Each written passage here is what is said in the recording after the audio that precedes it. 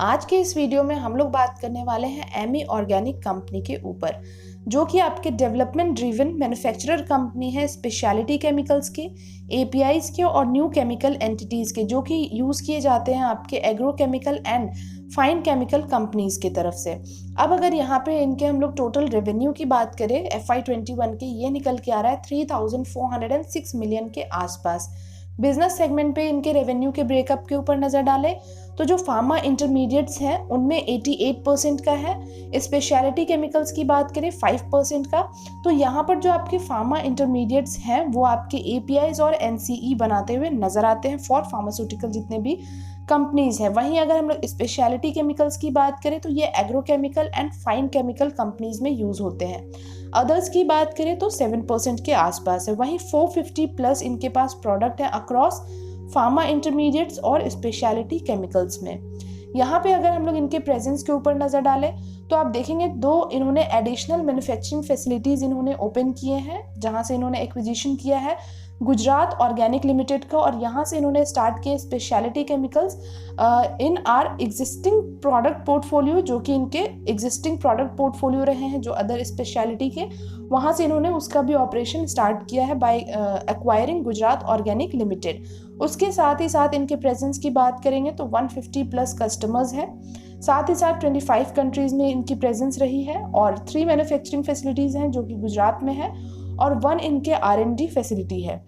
अब यहाँ पे हमने अभी फिलहाल प्रेजेंस के ऊपर देखा है किस तरीके से इन्होंने एक्विजिशन किए हैं, जहाँ से इन्होंने स्पेशलिटी केमिकल्स के और प्रोडक्शन आपको स्टार्ट करते हुए नजर आए हैं। वहीं आपको साथ ही साथ कुछ पैराबेन डेरिवेटिव भी सप्लाई करते हुए नजर आते हैं।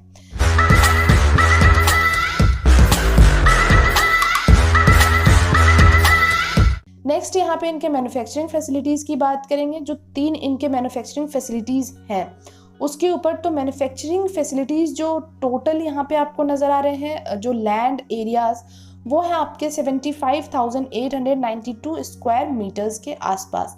जो इनकी इंस्टॉल्ड कैपेसिटी है वो है 6,060 मिलियन टन पर एनम। यहाँ हम लोग अगर देखें सचिन यूनिट है, जहाँ पे इनका लैंड एरिया जो स्क्वायर मीटर में है वो है आपके 8,250, और इनके इंस्टॉल कैपेसिटी की बात करें तो 2,460 मिलियन टन पर एनम, जो कि यहाँ से आपके फार्मा इंटरमीडिएट्स बनाते हुए नजर आते हैं। और यहाँ पे आपको 2 अलग ब्लॉक नजर आएंगे विथ सेपरेट 13 प्रोडक्ट लाइंस। उसके साथ ही 40 रिएक्टर्स हैं, 17 dryers, 0 liquid discharge based ETP और SBD सिस्टम है। साथ ही साथ अगर हम लोग यहाँ पे अंकलेश्वर यूनिट की बात करें तो वैसे ही आपको 10,644 स्क्वायर मीटर के आसपास आपको यहाँ पे इनका लैंड एरिया नजर आएगा। जो इंस्टॉल्ड कैपेसिटी है वो है 1,200 के आसपास मिलियन टन। उसके साथ ही यहाँ पे आपके जगाड़िया यूनिट में भी है। उसके साथ आप देखेंगे जो इनके वेयर हाउस है सचिन में, वहाँ पर भी आपको इनके जो स्क्वायर एरियाज जो हैं लैंड एरिया वो काफ़ी ज़्यादा आपको बड़े नज़र आ रहे हैं। सबसे बड़ा जो है वो आपके जगाड़िया यूनिट का है, और यहाँ से ये multipurpose facility for production of parabens, यहाँ पे इसे पैराबेन्स आपको बनाते हुए नज़र आते हैं, और अदर स्पेशलिटी केमिकल्स के ऊपर ये मैन्युफैक्चरिंग करते हुए नज़र आ रहे हैं। तो आपको यहाँ पे आराम से आप इस वीडियो को पॉज करके हर एक पॉइंटर्स यहाँ आराम से आप देख सकते हैं और समझ सकते हैं कि किस तरीके से कौन से मैन्युफैक्चरिंग फैसिलिटी से ये क्या मैन्युफैक्चर करते हैं और क्या इनके एरियाज हैं, या फिर किस तरीके के क्या इक्विपमेंट यूज़ करें, वो सारा कुछ आप यहाँ देख पाएंगे। आगे बात करें इनके जो लॉन्ग टर्म रिलेशनशिप्स रहे हैं इनके डाइवर्स कस्टमर्स के साथ, उसके ऊपर बात करते हैं तो 61% ऑफ रेवेन्यू जो आते हैं वो इनके टॉप 10 कस्टमर्स से आए हैं FY21 में। 13 कस्टमर्स जो हैं वो एसोसिएटेड है इनसे अराउंड पिछले 10 साल से। उसके साथ ही पिछले 5 साल की बात करें तो इनके पास अराउंड 50 कस्टमर्स हैं जो लगातार इनके साथ बने हुए हैं पिछले 5 साल से। इनके कुछ क्लाइंटाइल हैं जैसे कि आपके लॉरस लैब, जाइडस, उसके बाद आप देख सकते हैं फैब्रिका इटालिना है। तो ऐसे ही आपको नंबर्स ऑफ क्लाइंट इनके साथ नजर आएंगे। रेवेन्यू फ्रॉम एक्सपोर्ट की बात करें तो 50% जो रहे हैं आपके यहाँ पर FY19 की सबसे पहले बात करते हैं। तो जो एक्सपोर्ट फ्रॉम रेवेन्यू रहे हैं FY19 में 1,183 मिलियन के आसपास रहे। FY20 में ये आपको थोड़े से घटते हुए नजर आए, और अभी वापस से आपको यहाँ पे बढ़ोतरी देखने को मिले हैं जो कि है 1,757 मिलियन के आसपास।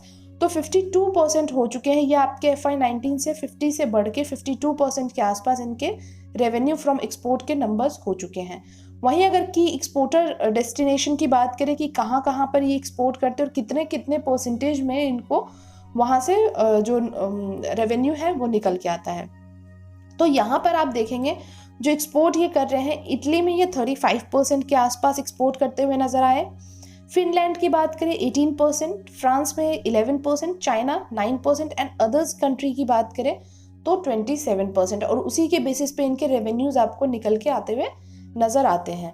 साथ ही साथ इनके रिटर्न के ऊपर बात करें तो रिटर्न आपको कुछ वैसे बेहतरीन बिल्कुल भी नज़र नहीं आए हैं जैसे हम बाकी कंपनीज के ऊपर डिस्कस करते हैं, क्योंकि इनके जो रिटर्न है 1 मंथ में 16% तो रहे हैं, बट पिछले 3 और 6 महीने के आसपास इन्होंने कोई भी रिटर्न प्रोवाइड नहीं किया है। आपके माइनस में ही जो भी रिटर्न थे वो रहे हैं। तो काफ़ी आप कह सकते हैं कि यहाँ जो शेयर होल्डर्स हैं वो काफ़ी ज़्यादा निराश होते हुए भी आपको नज़र आए होंगे। बहुत लंबा समय हुआ भी नहीं है इसको मार्केट में अपने IPO के थ्रू डेब्यू किए हुए। नेक्स्ट यहाँ पे एनालिस्ट के एस्टिमेट की बात करें तो मोस्ट ऑफ द सारे ही एनालिस्ट आपको यही सलाह दे रहे हैं कि आपको यहाँ से एग्जिट कर जाना चाहिए इस शेयर के अंदर से। बाकी आपको क्या करना है वो जब आप चार्ट को देखेंगे तो आपको ज़्यादा बेहतर तरीके से चीज़ें जो हैं वो समझ आएंगी। नेक्स्ट यहाँ पे क्वार्टरली रिजल्ट्स के ऊपर बात करें तो सेल्स के जो नंबर्स निकल के आ रहे हैं वो आप देखेंगे 141 करोड़ के आसपास हैं। लगातार आपको क्वार्टरली वाइज ये नंबर्स बढ़ते हुए दिखे हैं। ऑपरेटिंग प्रॉफिट में भी और नेट प्रॉफिट में भी जो सिनेरियो है वो आपको सिमिलर नज़र आएंगे, क्योंकि आपको ऐसे ही हर एक क्वार्टर में नंबर्स जो हैं वो बढ़ते हुए दिख रहे हैं। सिर्फ आपके जो दिसंबर 20 के और जो जून 21 के नंबर्स हैं वो दोनों ही सिमिलर ही रहे थे। साथ ही इनके ईयरली रिजल्ट्स की बात करें तो ईयरली बेसिस पे भी कंपनी वैसे तो अच्छा परफॉर्म करी है, फिनेंशियल्स इसके हमें काफ़ी अच्छे नज़र आ रहे हैं। ईयरली बेसिस पे भी आपको नंबर्स बढ़ते हुए दिखें, जो कि 240 से ये 341 करोड़ के आसपास जनरेट कर रहे हैं सेल्स अपने इस साल में। साथ ही ऑपरेटिंग प्रॉफिट में 80% एंड नेट प्रॉफिट में 54% के आसपास का इनका जंप नज़र आया है। तो कहीं ना कहीं क्वार्टरली बेसिस और ईयरली बेसिस दोनों के नंबर्स अच्छे हैं।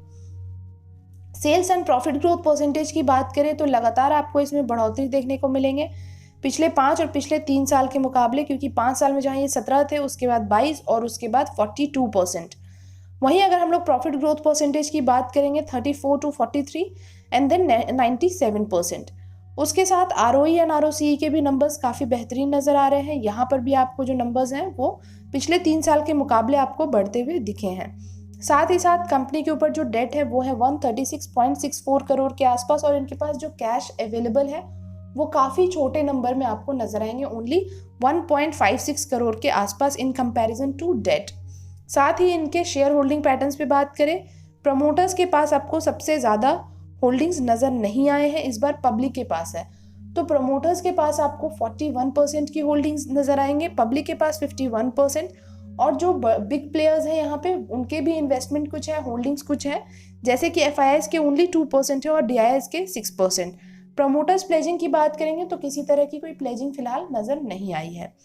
साथ ही साथ ये 2 म्यूचुअल फंड है जो यहाँ आपको इन्वेस्टमेंट करते हुए नजर आ रहे हैं। The first one is from union small cap, 1.76% investment है, और जो सेकंड है वो है आपके Kotak debt hybrid fund direct growth, जिनके 0.16% के आसपास इन्वेस्टमेंट है। अब बढ़ते हैं यहाँ चार्ट के ऊपर। चार्ट पे आप देखेंगे यहाँ पे आपको अराउंड सितंबर के आसपास ये शेयर आपको डेब्यू करते हुए नजर आए हैं थ्रू IPO। उसके बाद आपको ये अभी करंट अगर हम लोग बात करते हैं तो 1042 के प्राइस पे ट्रेड करता हुआ नज़र आ रहा होगा। मतलब आपको 2 हफ्तों से यहाँ पे आपको एक अपमूव देखने को मिला है, बट उसके पहले आप देखेंगे कि अराउंड 1400 to 1300 के प्राइस से लगातार आपको इसमें गिरावट देखने को मिले, और अराउंड ये आप कह सकते हैं कि 800 के प्राइस तक आपको गिरते हुए नज़र आए थे। नॉट एग्जैक्टली 800, बट हाँ उसके आसपास आपको गिरते हुए नज़र आए, और अभी फ़िलहाल आपको फिर भी 1042 के आसपास नज़र आ रहे हैं। वहीं अगर 1 डे के टाइम फ्रेम पे बात करें, यहाँ से आपको एक रिवर्स बैक थोड़ा सा नज़र आया है, बट यहाँ से आपको वापस से एक प्रॉफिट बुकिंग दिखाई दे सकती है। तो इसके वजह से आपको यहाँ से अगर आपके पास होल्डिंग है और आप चाहते हैं सेल आउट करना तो आप यहाँ से करके निकल सकते हो, और थोड़ा और इसको नीचे के प्राइस पे आप चाहें तो वापस से ले सकते हैं। बाकी अभी अपने जितने भी डे EMA है उसके आसपास ही सपोर्ट लेता हुआ उसके ऊपर ही नज़र आ रहा है। बाकी आने वाले टाइम में ये वापस आपको 1500 जाता हुआ दिख सकता है, तो उसके बेसिस पे जो अपने प्लान्स है वो आप बना के रख सकते हैं। बाकी अपने जो आपके फाइनेंशियल एडवाइज़र है उनसे भी आप कनेक्ट करना बिल्कुल भी ना भूलें और अपने रिसर्च एनालिसिस पे करते रहे लगातार, ताकि आपको जो चीज़ें हैं इस शेयर के बारे में वो लगातार आपको पता चलते रहे। तो आई थिंक आज के वीडियो में हमने काफ़ी कुछ डिस्कस किया है, बाकी कुछ रहता है तो आप हमें कमेंट बॉक्स में पूछ सकते हैं। बाकी मिलेंगे आपसे नेक्स्ट वीडियो में बहुत ही जल्द, तब तक के लिए thank you and take care.